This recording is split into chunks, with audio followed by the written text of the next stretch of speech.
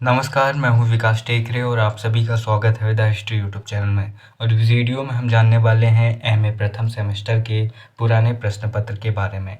मैं हूँ विकास टेकरे और मैं हूँ पीजी कॉलेज छिंदवाड़ा का विद्यार्थी।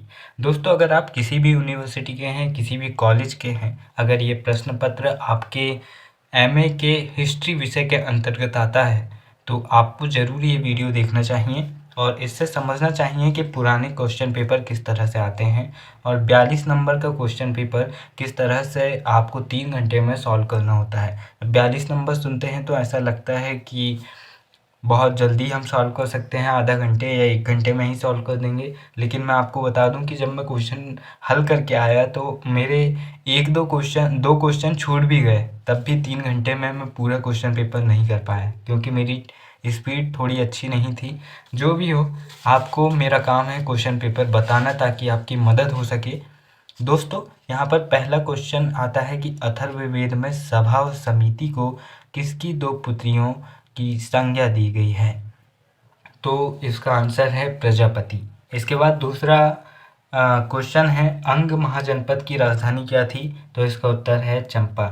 तीसरा प्रश्न है मौर्य काल में राजकीय कोष का सर्वोच्च अधिकारी होता था, क्या होता था? इसका मुझे उत्तर मालूम नहीं है, आपका काम है इसे ढूंढना क्योंकि ज़रूरत आपकी है। दोस्तों, यहाँ पर चौथा प्रश्न आता है चोल काल में प्रांतों को क्या कहा जाता था? तो चोल काल में प्रांतों को मंडल कहा जाता था। 5वें नंबर पर सल्तनत काल में दीवान ए रसालात कौन सा विभाग कहलाता था? दीवान ए रसालात कौन सा विभाग कहलाता था? तो यह विभाग कहलाता था सैन्य विभाग। दोस्तों, 6वें नंबर का प्रश्न आता है कि मुगल काल में शाही तोपखाने का प्रधान कौन कहलाता था? तो शाही तोपखाने का प्रधान कौन कहलाता था? मीर आतिश। मराठा प्रशासन में आमत्य किसे कहा जाता था? मराठा प्रशासन में आमत्य किसे कहा जाता था? तो मराठा प्रशासन में आमत्य वित्त एवं राजस्व मंत्री को कहा जाता था। आपको बता दूं कि जो मराठा साम्राज्य के संस्थापक थे महाराजा छत्रपति शिवाजी, उन्होंने अष्टप्रधान यानी कि 8 मंत्रियों की मंत्री परिषद की स्थापना की थी।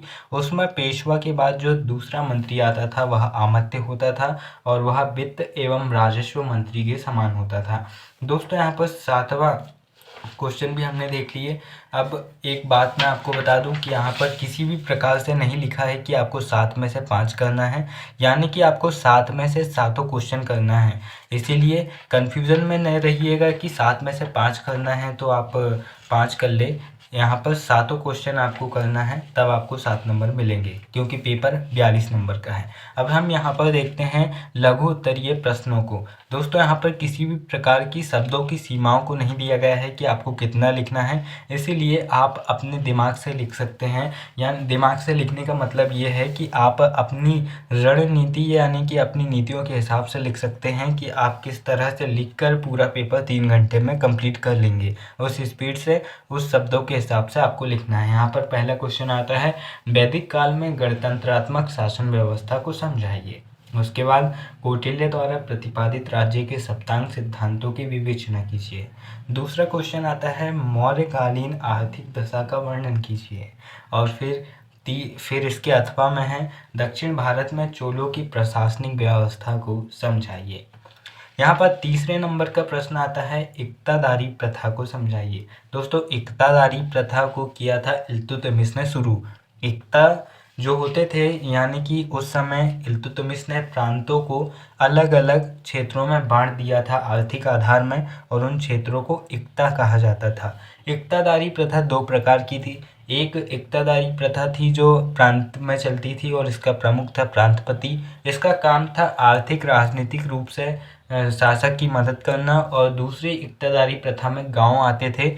गांव के जो मुखिया होते थे उनका कार्य था कि समय पर सेना की उपलब्धता करवाना राजा को या फिर प्रांतपति को।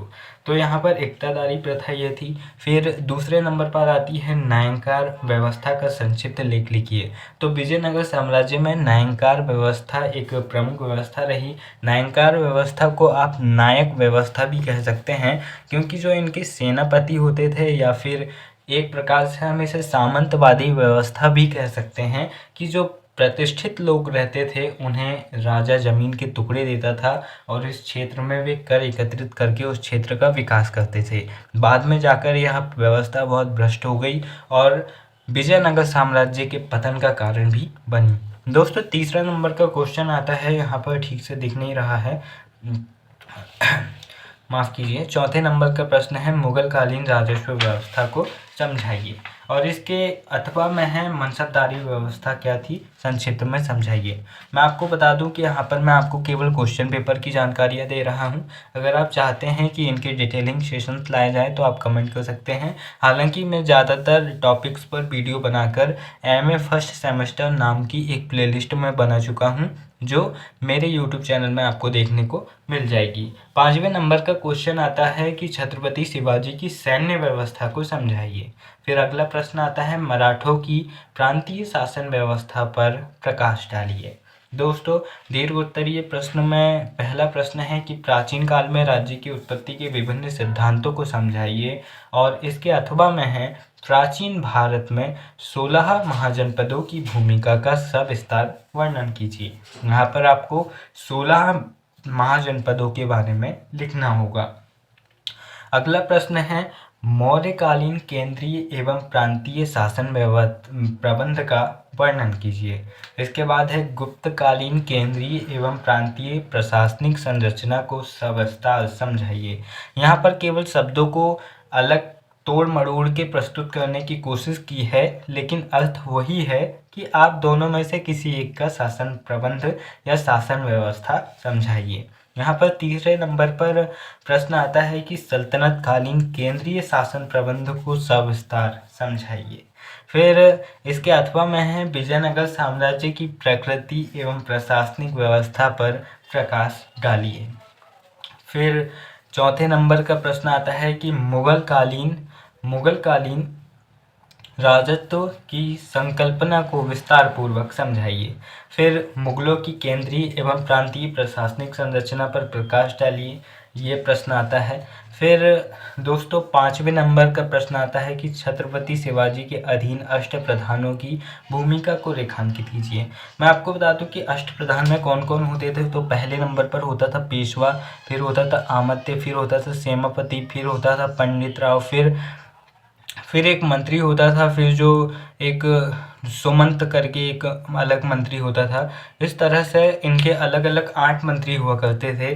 और इसके अथवा में एक प्रश्न है महाराजा रणजीत सिंह के शासन प्रबंध की विवेचना कीजिए। महाराजा रणजीत सिंह के शासन प्रबंध की विवेचना कीजिए। इस तरह से पाँचों प्रश्न समाप्त होते हैं और ये क्वेश्चन पेपर सॉल्व हो चुका है। अगर आपको किसी भी प्रकार की सहायता की ज़रूरत हो तो आप मुझे कमेंट कर सकते हैं। दोस्तों वीडियो के अंत में बस इतना ही कहना चाहूँगा। ब्रूस ली कहते हैं हार मन की एक सोच है, इंसान तब तक नहीं हारता जब तक इसे सच मानकर स्वीकार न कर ले। इसीलिए ज़िंदगी में कोई भी मोड़ हो हमेशा संघर्ष करते रहिए, क्योंकि जो लड़ता है वही टिकता है। जय हिंद।